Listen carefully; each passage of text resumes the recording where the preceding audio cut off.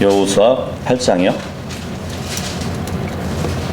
우리가 이전에 봤던 것은 이제 에리코 성을 함락시킨 그 기세가 아주 등등했던 이스라엘 백성이 작은 성 아이는 쉽게 함락시킬 것으로 이렇게 믿었죠. 그래가지고 3,000명만 데리고 가서 공격을 했지만 결국은 패하고 말았습니다. 근데 이스라엘은 이 악한의 범죄로 인해서 아이성에 대해서는 대패하는 그러한 수모를 겪었던 것이에요. 이 악한으로 인해서 이스라엘은 매우 서글펐죠. 그 이유가 이제 저주받은 물건으로 인해서 이스라엘은 원수들 앞에 설 수 없을 뿐만 아니라 주님은 내 앞에서도 설 수 없다고 하셨기 때문에 매우 서글픈 그런 상황이었던 것이에요. 아니, 어떤 원수라도 너희 앞에 설 수 없을 것이라고 이렇게 말씀하셨을 때는 얼마나 그죠? 용기가 났겠어요. 그런데 그 말을 들어야 할 순간에 오히려 이 백성이 대적들 앞에 설 수 없다는 그 말을 들어야 했던 것이에요. 슬프죠? 그래서 백성들 앞에 이 거룩함이 없을 때는 하나님께서 이 백성들의 약함이 드러나도록 허용하시는 것이에요. 그래서 우리도 이 세상에서 거룩한 삶을 살지 않는다면 하나님의 능력을 잃어버리게 될 것이에요. 나의 약함을 드러낼 수밖에 없는 것을 교훈해 주고 있단 말이죠. 그래서 이 백성은, 이스라엘 백성은 범죄의 원인을 철두철미하게 제거하면서 하나님의 적극적인 그 후원을 재차 다시 이렇게 공급받을 수 있었고요. 그 결과 아이성을 멸절시키고 가나안 정복 전쟁을 계속해서 힘있게 성취해 나갈 수 있었습니다. 오늘 이제 우리가 볼 8장은 범죄한 악한을 처리한 이스라엘 군대가 이제 아이성을 재차 두 번째 침공해가지고 멸망시킨 사건을 다루고 있어요. 근데 이제 7장을 우리가 봤잖아요. 그래서 어떤 분들이 이제 그러면 악한은 지옥에 갔냐 낙원에 갔냐 막 이런 것도 막 물어보시더라고요. 그런 질문을 하시는 분들이 있어요. 물론 이제 7장의 문맥의 본질은 그거에 대한 본질은 아니잖아요. 그죠? 벗어나는 질문이지만 사실 하나님께서 이스라엘을 가나안 땅을 약속을 해주신 것은 안식을 위해서였어요. 근데 이것을 우리가 모형적으로 막 하늘나라 가는 걸로 이렇게 적용하면 안 되거든요. 그러니까 마치 우리가 신앙생활 할 때 참된 영적 안식으로 들어가려면 죄와 싸워야 되거든요. 죄와 싸워서 이겨야 영적 안식으로 들어가잖아요. 마찬가지로 이스라엘 백성도 가나안 정복을 해야 그 약속하신 땅에서 안식을 누릴 수 있는 거거든요. 그게 문맥의 본질이란 말이에요. 그 악한이 뭐 낙원에 갔냐 지옥에 갔냐 그것이 아니라, 물론 악한도 하나님을 믿는 사람이었어요. 율법을 지키는 이스라엘 백성이었고요. 그죠? 그런데 재물의 유혹을 이기지 못해가지고 하나님의 명령을 어겼기 때문에 안식의 땅을 유업으로 받지 못했을 뿐이에요. 죽어서 지하에 있는 낙원도 안식하는 곳이라고 우리가 볼 수도 있지만, 사실 안식이라는 것은 우리가 영, 혼, 몸, 이 완전체가 하나가 돼가지고 안식을 누리는 게 참된 안식인 것이에요. 혼으로만 안식을 누리는 것, 아니면은 우리가 일주일 동안 일하고 하루 쉬는 육체적인 안식, 이것은 불완전한 안식이에요. 어쨌든 악한은 이 육신은 약속의 땅, 안식의 땅에 들어가지 못했지만 혼은 낙원에서 안식하고 있었을 겁니다. 마치 그런 거죠. 이 신학교에 와서 보면 이 범죄한 성도가 끝까지 막 버티게 되면은 나중에 어떻게 되죠? 교회에서 사탄에게 내어주면 육신은 멸하고 그리스도의 날에는 그의 영이, 하나님을 바르게 인식하는 그 정신은 구원받도록 징계하는 그러한 이치와 같다고 볼 수 있죠. 악한과 마찬가지로 가족들도 혼이 불에 탄 것이 아니라 육신이 불에 탔을 뿐이에요. 모세도 마찬가지잖아요. 모세도 결국은 안식의 땅에 들어가지 못했잖아요. 믿음이 없어가지고. 그죠? 그래서 모세도 하나님이 죽이신 이유가 그 안식의 땅을 밟지 못하도록 하신 거거든요. 낙오자가 된 것이에요. 이 8장 전체적인 문맥을 보면 1절에서 9절은 이제 아칸을 처형한 여호수아가 3만 명의 군대를 뽑아가지고 아이성 주변에서 이렇게 매복을 시키고 유인 작전을 사용하는 그러한 기록이 있고요. 그리고 10절에서 23절까지는 이스라엘 군대가 패배를 가장하고 그 성에서 이제 후퇴하는 유인 작전을 했더니 그 아이성의 군사들이 기고만장해가지고 이스라엘 백성을 추격해 왔고 그 순간에 매복해 있던 군사들이 아이성을 쳐가지고 대승을 거두는 그 내용이에요. 그리고 24절에서 29절은 여호수아가 하나님의 명령대로 거주민을 다 죽이고 가축과 다른 노략물을 취하게 됩니다. 그리고 30절에서 35절까지는 이제 과거 모세의 명령대로 그 에벨산이라고 그러죠. 에벨산에 올라가서 제단을 세우고 백성들 앞에서 율법을 낭독하면서 복과 저주를 선포하는 그 모습의 기록이 있습니다. 그래서 오늘은 전체적인 것은 다 보지 못하고요.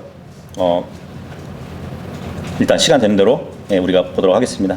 다 펴셨으면 1절에서 2절 함께 읽어보도록 하겠습니다. 시작. 이후에 주께서 여호수아에게 이같이 말씀하셨느니라. 너는 두려워하지 말고 좌절하지도 말라. 너와 함께 전쟁할 모든 백성을 데리고 일어나서 아이로 올라가라. 보라, 내가 아이의 왕과 그의 백성과 그의 도시와 그의 지역을 너의 손안에 주었도다. 그런즉 너는 네가 에리코와 그녀의 왕에게 행한 것 같이 아이와 그녀의 왕에게 행할지니라. 너희는 오직 그곳의 노획물과 그것의 가축들만을 전리품으로 너희 자신에게 취할지니라. 너는 도시를 치기 위한 매복병을 그곳의 뒤편에 둘지니라. 여기서 에리코와 그녀의 왕 했을 때는 그 에리코를 여성형으로 지금 보고 있는 거예요. 다른 어떤 여자를 얘기하는 거 아닙니다. 지난번 1차 아이성 침공 때에는 이스라엘이 자신들의 힘을 지나치게 믿어가지고 자신들의 본래 신앙적 모습을 잠시 상실하고 말았어요. 그죠? 특히 이스라엘 백성들이 자신들의 대장이신 그 하나님의 거룩한 뜻을 묻고 나서 작전을 짜고 그 조그만 성 아이성을 정말 쉽게 정복할 수 있었는데 하나님께 묻지 않고 자신들의 힘으로 그 성을 함락시키려고 했던 그러한 실수를 보게 됩니다.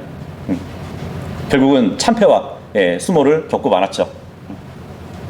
근데 이제 두 번째 아이성을 공격하는 데 있어서 이스라엘은 무엇보다 이제 하나님의 뜻을 묻고 또 그분의 약속을 굳게 붙잡고 전쟁을 나가야 했던 것이에요. 그래서 자신보다 하나님을 앞세우고 하나님의 권능을 인정해 드리는 것, 이것이 바로 성공할 수 있는 길인 것이에요. 1절에 보니까 너는 두려워하지 말고 좌절하지도 말라 하고 이제 하나님이 여호수아에게 말씀을 하시네요. 그러니까 악한의 죄와 또 그 죄로 인한 결과로 인해 가지고 틀림없이 이 여호수아에게는 큰 실망이 있었을 것이란 말이에요. 그래서 여호수아가 이 진영 가운데서 죄를 제거하라는 하나님의 뜻을 이행했기 때문에 주님은 이 여호수아를 다시 새롭게 격려하고 또 계속 정복할 수 있도록 말해주고 있는 것이에요. 두려워하지 말고 좌절하지 말라고. 근데 이 격려의 말씀은 모세가 죽은 후에 하나님께서 가나안 정복 시작부터 여호수아에게 하셨던 말씀을 다시 반복해서 해주시는 용기의 말씀이신 것이에요. 이 아이성 공략이 예상 밖으로 실패를 했잖아요. 그리고 낙심하고 있을 이 여호수아에게 그 성을 다시 공격할 수 있는 새로운 용기와 자신감을 불어주시는 그 말씀이라고 볼 수 있겠죠. 그죠? 아무리 어떤 사람이 와서 용기를 내시라고 좌절하지 마시라고 이것보다는 하나님이 직접 말씀하시는 것이 얼마나 더 큰 위로가 됐겠어요. 그래서 우리의 신앙도 마찬가지죠. 과거의 죄와 허물을 우리가 정말 진심으로 회개했다면 하나님은 이미 용서해 주신 것이거든요. 기억하지도 않으신다고 하셨단 말이죠. 근데 우리는 과거에 매달려 가지고 막 주님께 뭐 죄송한 마음을 가지고 막 이렇게 살아갈 때가 있어요. 마찬가지로 다른 성도도 막 저 형제 예전에 저런 죄를 졌던 형제라고 그렇게 막 들쑤시기도 하죠. 근데 주님이 원하시는 것은 과거를 생각하지 말라는 거예요. 지금 용기를 내라고. 과거에 그랬으면, 회개했으면 지금부터 다시 시작이라고. 예, 그렇게 용기를 주시는 거란 말이에요. 사도 바울도 마찬가지죠. 사도 바울도 주님의 사역을 하는 데 있어서 어떻게 보면 자기의 스펙을 또 생각할 수도 있거든요. 유대인 중에 유대인으로 태어났고 정말 금수저를 물고 태어난 게 바울이잖아요. 네. 최고 명문 가말리엘 가문에서 교육을 받았기도 했고요. 흠이 없는 율법 생활을 했던 사람인데 거기에다가 이제 교회를 박해하는데 열심히 있었어요. 네. 근데 주님을 믿고 나서는 얼마나 그게 괴로웠겠어요, 그죠? 교회를 박해하면서 막 사람을 죽이는 그 일을 했었단 말이에요. 그럼에도 불구하고 이 사도 바울은 빌립보서 3장 13절에 이러한 고백을 해요. 형제들아, 나 자신이 그것을 붙잡은 것으로 여기지 아니하노라. 오직 내가 행하는 것 한 가지는 이것이니 곧 뒤에 있는 그러한 것들을 잊어버리고 앞에 있는 그것들을 향하여 손을 뻗어서 그리스도 예수 안에 있는 하나님의 고귀한 부르심의 상을 위하여 내가 그 표대를 향해 밀고 나아가는 것이라. 예. 과거는 다 잊어버렸대요. 하나님의 상을 위해서 표대를 향해서 밀고 나아간대요. 마찬가지로 지금 여호수아도 과거의 그 패배를 잊어버리고 용기를 얻고 좌절하지 말고 아이성에 또 이렇게 공격하러 가야 할 상황이 있었던 것이죠. 우리도 마찬가지고 우리도 늘 과거에 얽매이지 말고 만약에 오늘 내가 죄를 졌으면 주님께 회개하고 거기서부터 다시 용기를 내서 주님을 위해서 살아가야 되는 것이에요. 그래서 여호수아처럼 우리가 패배의 아픔을 털어버리고 싸워야 하는 그런 신앙을 가져야 되는 것이에요. 그리고 이어서 보면 이제 주님이 너와 함께 전쟁할 모든 백성을 데리고 일어나서 아이로 올라가라 그럽니다. 1차 아이성 공격 때는 7장 3절을 보니까 전령들의 그 보고만 믿고 3,000명만 데리고 파견했다가 실패를 경험했던 그 여호수아에게 이제는 전쟁을 치를 수 있는 충분한 숫자의 병력을 가지고 올라가라고 지금 명령하고 있어요. 이렇게 말씀하셨다는 것은 이스라엘 군대 병력이 60만 정도 됐거든요. 그럼 60만 명이 다 올라가라고 말씀을 하셨을까요? 그건 아닌 것 같아요. 병력 60만을 다 이렇게 얘기하는 것 같지는 않고 전쟁할 수 있는 그 수만큼 충분한 수만큼 올라가라고 이렇게 말씀하신 것 같아요. 그래서 아이성을 정복하는데 충분한 수요를 데리고 올라가라고 하시는 것 같습니다.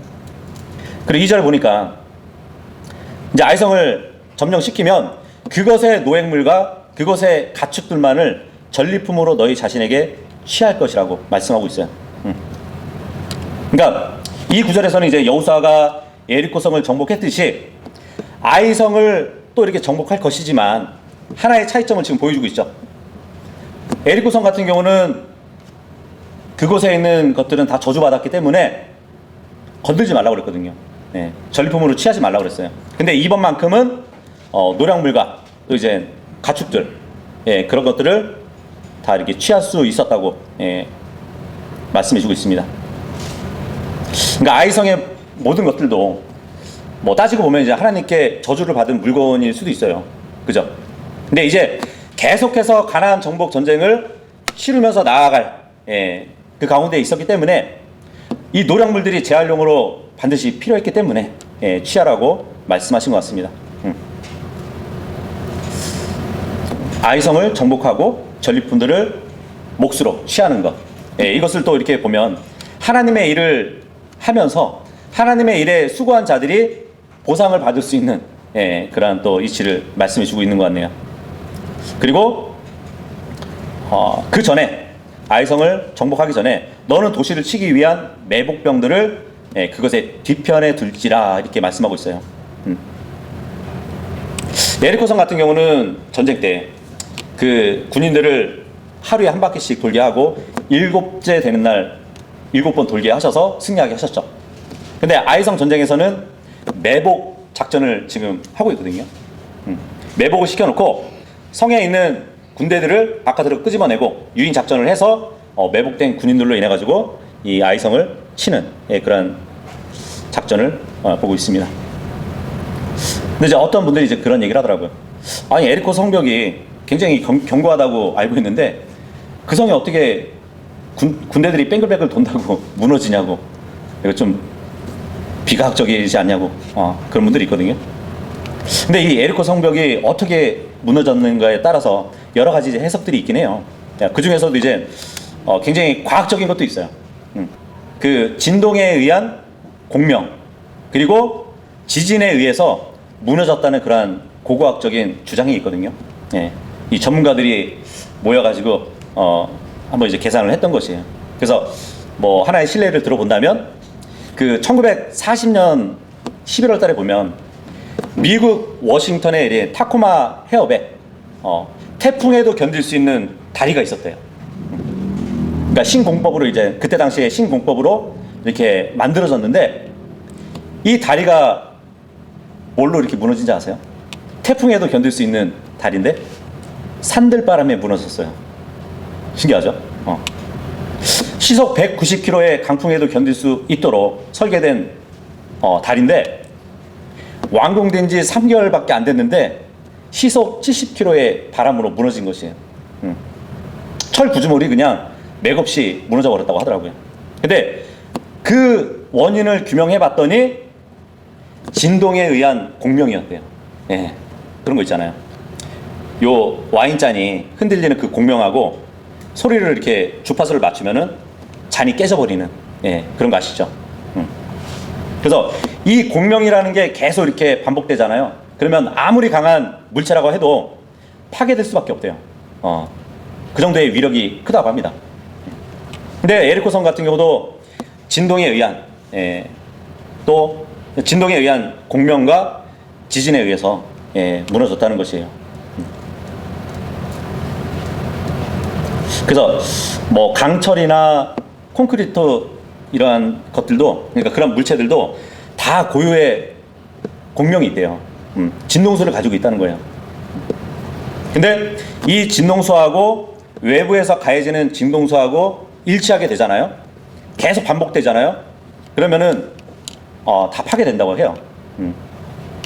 근데 이런 공명 현상으로 인해 가지고 다리만 무너졌던 것이 아니라 1831년에 보니까 그 영국의 캘버리 군부대가 이렇게 행군을 할 때 맨체스터에 있는 그 다리를 건너고 있었는데 이렇게 행진하잖아요. 행진하는 그 발걸음의 박자가 이 다리의 진동수하고 맞게 된 것이에요. 그래가지고 그 다리가 붕괴됐던 그런 사고도 있어요. 에리코성 같은 경우는 출애굽 당시에 이스라엘 인구 남자 성인만 60만 3,550명이에요. 그런데 여자들과 아이들과 합치면은 한 200만 명 정도 될 것으로 이렇게 추정을 한단 말이에요. 그렇게 볼 때 에리코성 전투에 투입된 이스라엘 전사들은 대략 100만 정도가 되는데 이 100만 정도의 전사들이 에리코성을 행진을 했단 말이에요. 6일 동안. 그러는 중에 에리코성의 이 지반은 반복적으로 이렇게 공명으로 서서히 약해졌다고 그렇게 연구 결과가 나온 것이에요. 그러다가 이제 마지막 7째 되는 날에 제사장들이 나팔을 불고 또 여호수아하고 이렇게 백성들이 한꺼번에 막 외쳤잖아요. 그걸로 인해 가지고 이 진동이 극에 달아가지고 성이 무너졌다는 것이에요. 좀 일리가 있는 것 같나요?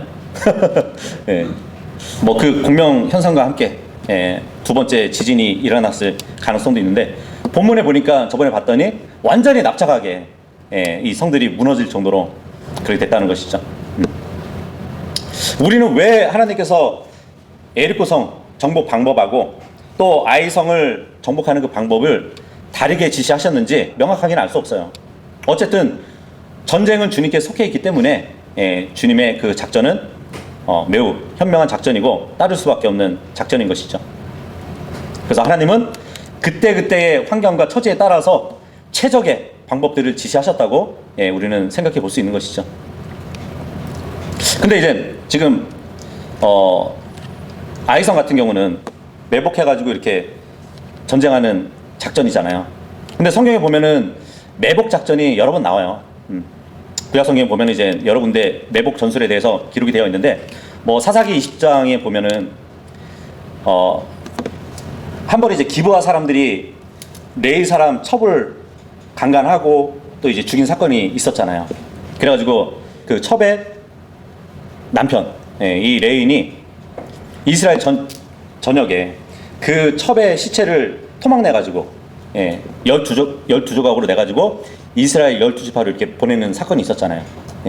이 기브아 사람들이 이러한 짓을 했으니까 이들을 이제 죽여달라는 그러한 호소였던 것이죠. 근데 그 기브아 땅이 어디 있었냐면 베냐민 지파에 있었거든요. 그러다 보니까 베냐민 지파는 우리는 못하겠다, 반대했단 말이에요. 그러다 보니까 나머지 11지파가 이 베냐민 지파를 응징하기 위해서 전쟁을 치르게 돼요.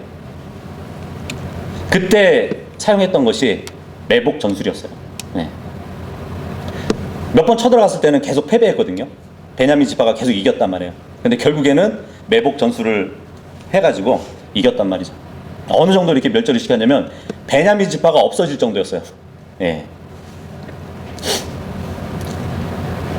그리고 이제 사울 왕이 몰락하고 나서 이제 다윗이 왕으로 이렇게 등극할 때 보면은 필리스타인이 침공을 해 올 때였거든요.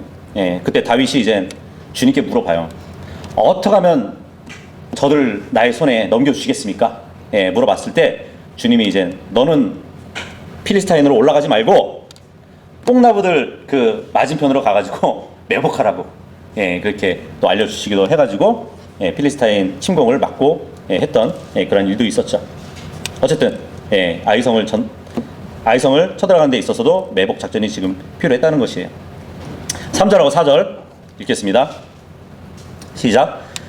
그렇게 하여 여호수아와 전쟁할 모든 백성이 일어나 아이를 대적하여 올라갔더라. 그리고 여호수아가 막강한 용사 3만 명을 선택하여 밤에 그들을 내보냈더라.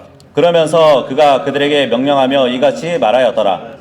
보라, 너희는 그 도시 맞은편 그 도시 뒤편에서 숨어 기다릴지니라.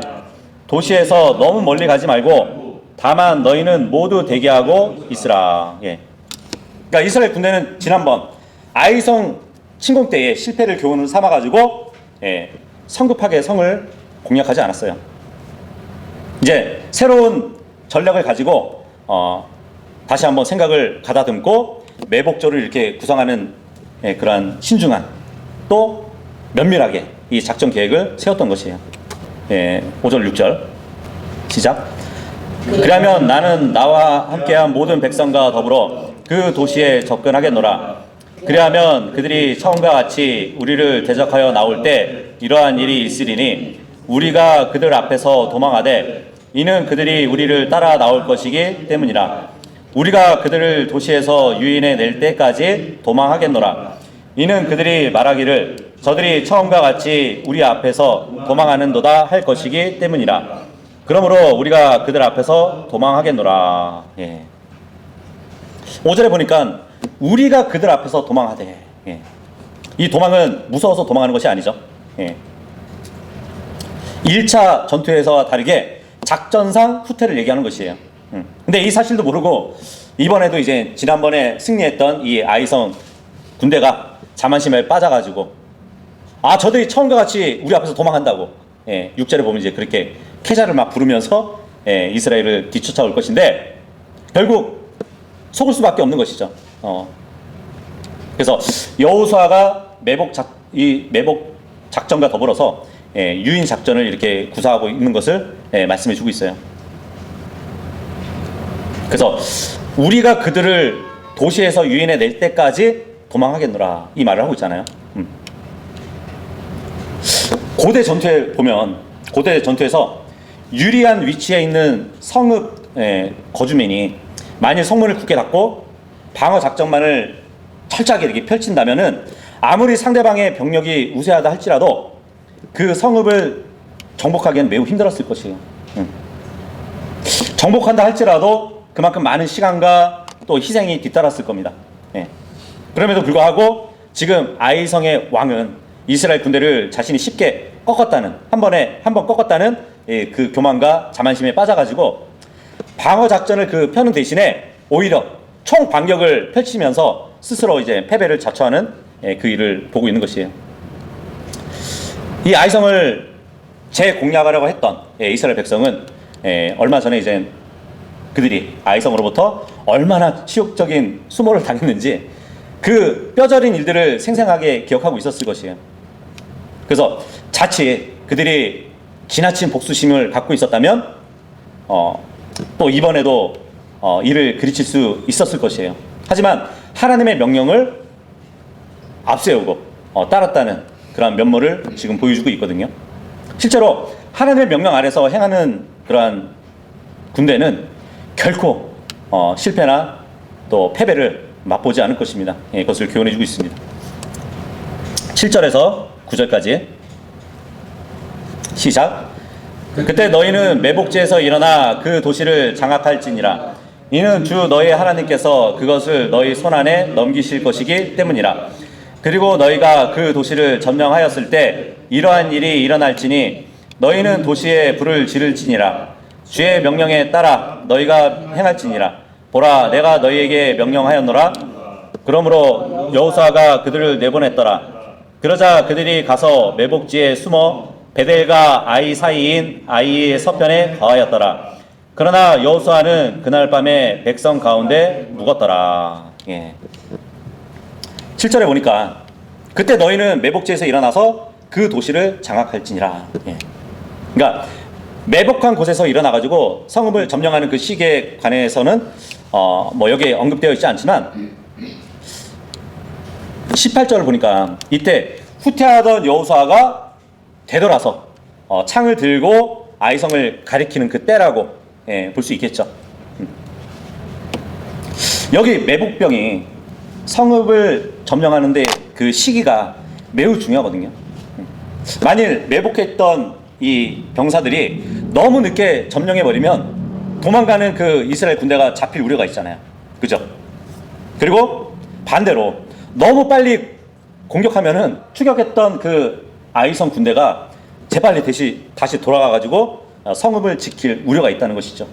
그래서 자칫 실수하면 오히려 자신이 판 함정에 스스로 빠질 그러한 일이 있었기 때문에 이 타이밍이 굉장히 중요했던 것이에요.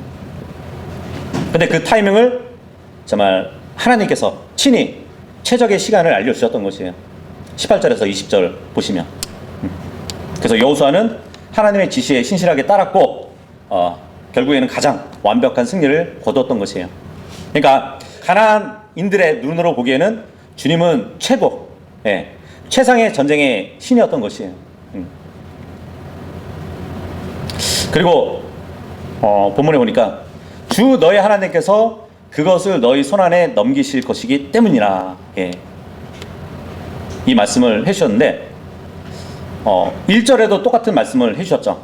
그러니까 하나님의 약속을 지금 되새기면서 하시는 말씀인데 여호수아는 여기서 이제 이스라엘의 승리를 확신을 더 하고 있다는 것을 볼 수 있겠죠. 특히 3절에서 7절까지 이제 아이성 정복 전략을 지시한 다음에 이 말씀을 한 것은 이 전략대로 반드시 승리할 수 있다는 것을 인식시켜 주신다고 우리는 볼 수 있습니다. 왜냐하면 이번 아이성 전투는 인간의 전술 전략을 초월해가지고 하나님께서 승리를 보장해 주시는 전쟁이었기 때문에 그래서 7절을 다시 보잖아요. 이것은 정말 믿음과 행위라는 이 두 요소가 들어가 있다는 것을 볼 수 있거든요. 그죠?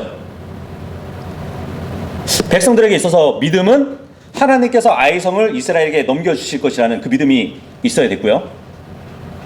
그리고 믿을 뿐만 아니라 그 믿음과 동시에 행위도 필요했던 것이에요. 그 행위는 바로 이스라엘이 일반적인 군사 전략도 시행했어야 된다는 것이죠. 그래서 아이성을 얻기 위해서는 이 두 가지가 필요했다는 것이에요. 하나님의 약속 그리고 직접 작전을 통해서 승리하는 것. 본문에 다시 보니까 주의 명령에 따라서 너희가 행할지니라 이 말씀을 하고 있죠. 주의 명령. 그러니까 2절에 하나님이 지시한 명령을 얘기할 것이에요. 이것을 뭐 요약한다면 예리코성 정복 때 마찬가지로 모든 거주민은 죽이고 성읍은 불사를 것이다. 하지만 가축이나 물건 등은 전리품으로 취할 것이다. 이것을 말해주고 있는 것이죠. 9절로 와서 보시면, 그러니까 이 아이성은 베델 옆에 있었다는 것이거든요. 그 사이에 매복지를 거점을 정하고 있다는 것을 말해주고 있는데, 이 아이성은 베델에서 북서쪽으로 약 3시간 정도 가량의 거리에 위치해 있었어요. 근데 이 두 지역 사이에 높은 돌산들이 많았거든요. 그래가지고 그 돌산들이 많았기 때문에 매복하기에는 가장 좋은 위치였습니다. 거기에 이제 매복지를 거점으로 잡았던 것이에요. 10절, 11절 읽겠습니다. 시작. 이윽고 여호수아가 아침에 일찍 일어나 백성을 계수하고 올라갔으니 그와 이스라엘의 장로들이 백성 앞에서 아이로 올라갔더라. 그리고 모든 백성 곧 그와 함께 있으며 전쟁할 백성이 올라가서 가까이 다가가 그 도시 앞에 도달하였고 아이의 북편에 진을 쳤더라. 이때 그들과 아이 사이에는 골짜기가 있었더라. 여기서 10절에 백성을 계수했다는 말은, 그러니까 군대식으로 얘기하면 점호했다는 얘기예요. 근데 전쟁과 관련해서 이 계수했다는 거, 점호한다는 말은 그 군대 진영에서 몰래 빠져나간 사람이 있는지 없는지 그것을 알아보기 위해서 사용하는 것이에요. 뭐 그 중에서 이렇게 예를 들자면 사무엘상 책에 보면 사울 왕의 아들 요나단이 자기 호위병들과 더불어 가지고 필리스타인 그 적진에 쳐들어간 적이 있었거든요. 그래가지고 승리를 거뒀었죠. 그때 사울은 필리스타인 군사가 너무 두려워가지고 후방 지역에 머물러 있었어요. 그때 이 사울 왕이 자신의 군대에서 몇 명이 빠져나갔는지 계수를 했었다고 기록이 되어 있어요. 그래서 전투 당일날 군대는 점호를 합니다.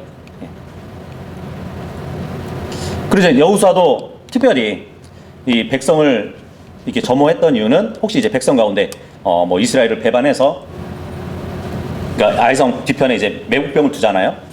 혹시 그러한 사실이 적에게 알려지지 않을까 하는 그러한 우려도 있었기 때문에 계수를 한 것으로 볼 수 있죠.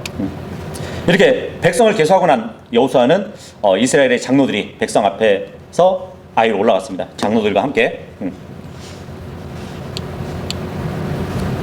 이 아이성 군사들을 유인할 이스라엘 군사들은 상대적으로 너무 많아서는 안 되잖아요. 그죠? 그래서 지금 여호수아는 장로들과 함께 아이성의 군사를 유인할 그 병력들만 이끌고 지금 아이성으로 올라간 것 같아요. 여기서 이제 장로 하면 여호수아를 돕고 보필했던 이스라엘 각 지파들의 지도자들을 가리키는데, 뭐 전쟁에 있어서는 총사령관은 여호수아고 그 여호수아를 뒤에서 이렇게 밀어주는 참모들이라고 이렇게 보시면 될 것 같아요. 그러니까 이 참모들은 후방에서 작전을 지휘하지 않고 최전선에서 여호수아를 따라서 지휘할 자들이라고 보시면 될 것 같습니다. 그러면 최선방에는 누가 선다는 것이죠?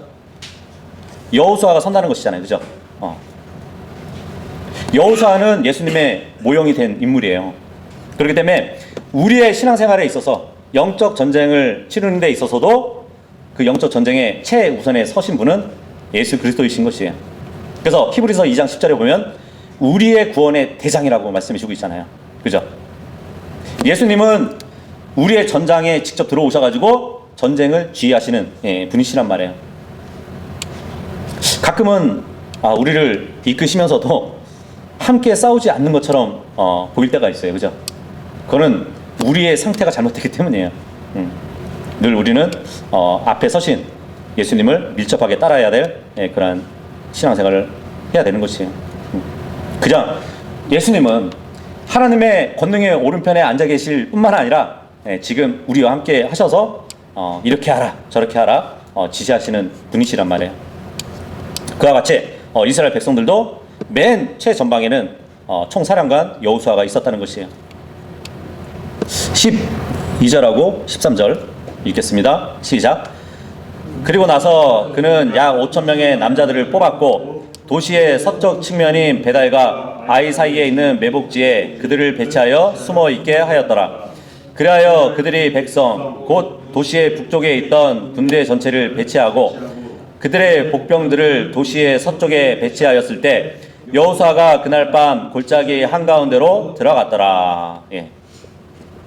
자, 근데 이제 성경을 믿지 않는 사람들이 이 오류를 지적했다고 하면서 이 말을 하거든요. 지금 본문에는 5,000명을 매복시켰다는 말씀을 하고 있잖아요. 그죠? 근데 3절에 보니까 3만 명을 매복시켰다는 기록을 해주고 있단 말이에요. 숫자가 일치하지 않잖아요. 그죠? 근데 성경을 믿는 근본주의자 학자들 가운데서도 이 3절의 본문이 필사상의 오류라고 이렇게 주장까지 해요. 그리고 뭐 어떤 분들은 3절에서 3만 명의 이 인원은 아이성을 공격하는 총 인원이고 그 중에서 약 5,000명은 아이성읍을 매복하기 위한 인원이라고 이렇게 주장도 합니다.